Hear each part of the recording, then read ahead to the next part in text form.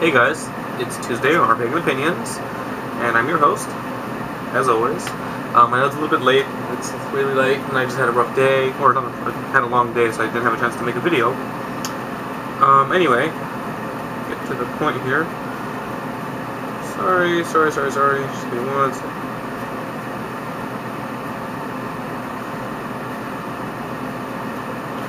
I really should do this ahead of time, shouldn't I? I'm not really smart.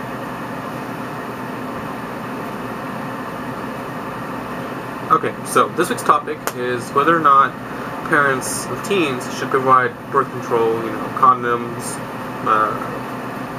pill, whatever, all that jazz.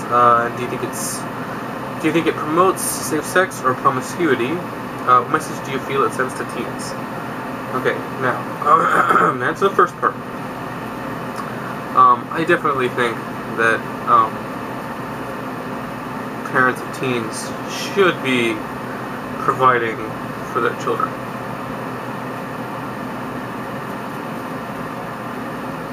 Because, it all kind of comes down to kids are going to be kids. They're teenagers, they're hormonal. They're not really in control all the time, and sometimes their hormones obviously get the best of them, and things lead to one thing leads to another, and then you're in bed. And it's just, not that there's nothing wrong with that, but if it were to happen,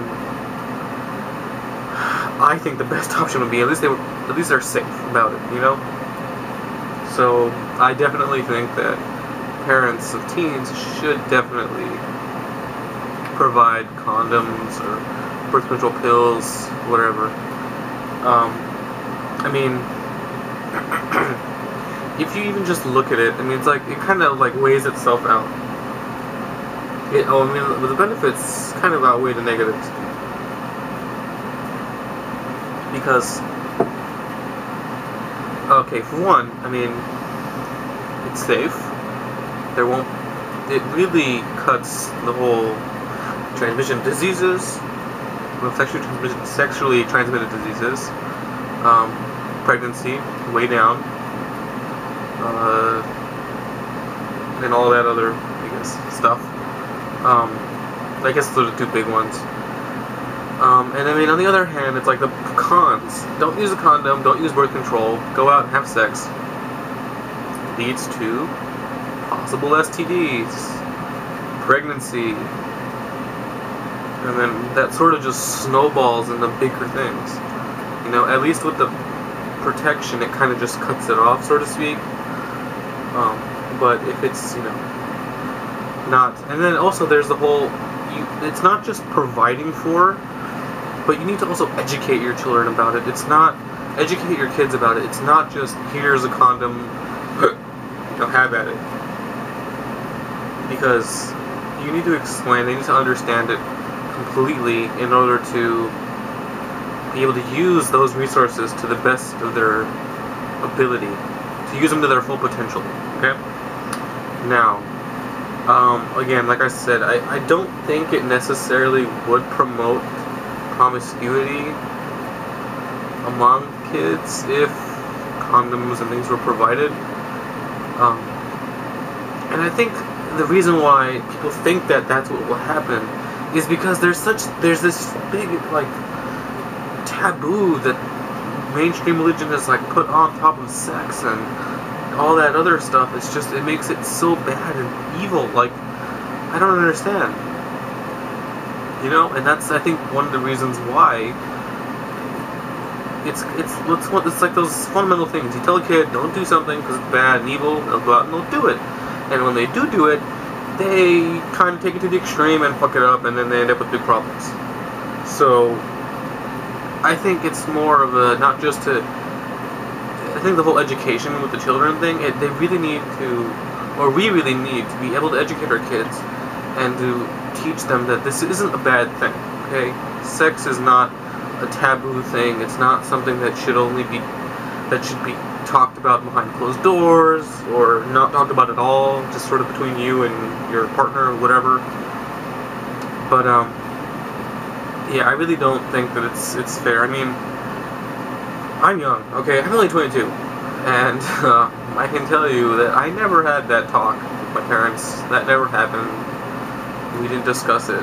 But luckily, I was smart enough to do it on my own through other adults and books and resources and things that were available from outside sources. Okay, so I was lucky in that I didn't fall into the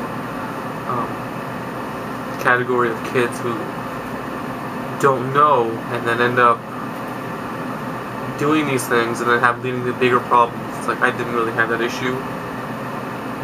And then again, like I was talking about, like I don't see, because of that, I don't think of sex and that whole category of things as taboo or bad or whatever. I think it's something that is, it's natural, everybody does it, it's not a big deal, and that's not a big deal. It is a big deal, it shouldn't be taken lightly, but not to the point where it's like shameful or bad, okay?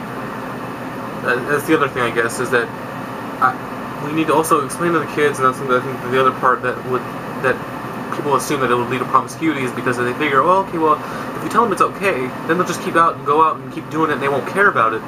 Okay, well, that's the other part. You need to then, that's the other part of the conversation, is to keep the discussion going and make sure that you also explain and understand, have the other person, have your kids understand that while it is okay to have sex and to do it if you're safe about it, it's also be smart about it, okay? You know, just because you can doesn't mean you should. Alright?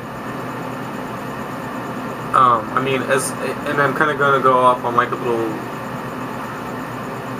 scientists or biologists stand and say, while procreation is a genetic necessity, is something that is built into your DNA, you are born to do it. That's your purpose in life, is to procreate, pass on your genes, to create the next generation, and so on and so forth. But it still doesn't mean that it's not a right in this context. Okay, in that particular context, yes, procreation is a right. It's something that is primal and necessary for life, obviously. But that's outside of context in this, what we're talking about here. So, yeah, definitely talk to your kids. Please don't leave it up to them, because it's not always the best thing to say, well, they'll figure it out, they'll learn it from school or something. Well, yeah, they might, but I don't know. I would have preferred to have that trust between a child and a parent where maybe there are questions that they want answered and they don't want to necessarily ask somebody else. They would rather hear it from a parent, somebody closer to them, obviously, you know? So, yeah, I guess that's about it. That's all I'm going to say about this topic.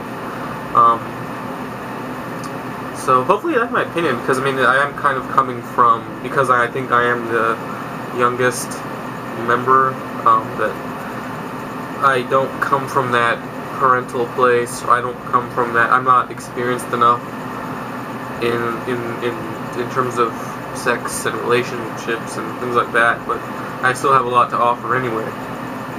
So, hope you enjoyed. Stay tuned for the rest of the week with all our amazing hosts, and I'll put all the links below in the description box for our Facebook, Twitter, my personal channel, so there are plenty of places you can reach us. Feel free to do so, because we are here to listen, to share and experience, and all that jazz, okay? So, blessed be, guys. Until next week.